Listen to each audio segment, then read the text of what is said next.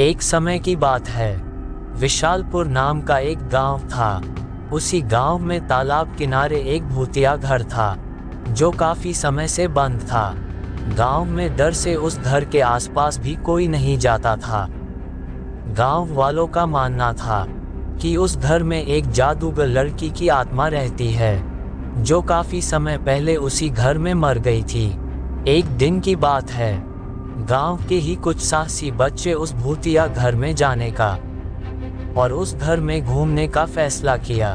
बच्चे जब घर के सामने गए तो देखा सिर्फ खिड़की खुली हुई है और वे सभी उसी खिड़की से अंदर चले गए। सभी बच्चे अंधेरे में घर के अंदर घूम ही रहे थे कि अचानक से खिड़की बंद हो गई। ये देखकर सारे बच्चे डर गए। अचानक से वह लड़की की आत्मा बच्चों के सामने आई और जोर जोर से हंसने लगी और कहा कि अब तुम सब मेरी बंदी हो, मैं किसी को जिंदा नहीं छोड़ूंगी।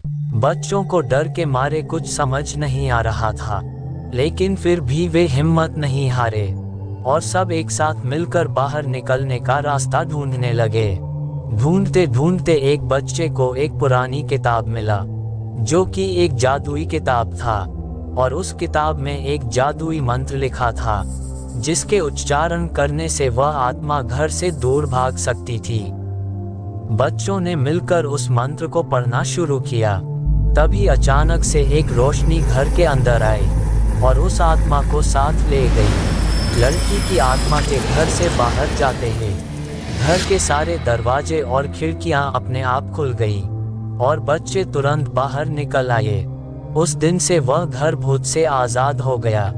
गांव वालों ने सारे बच्चों के साहस की तारीफ की और सबको इनाम भी दिया। इस कहानी से यही शिक्षा मिलती है, मुसीबत के समय डरना नहीं चाहिए।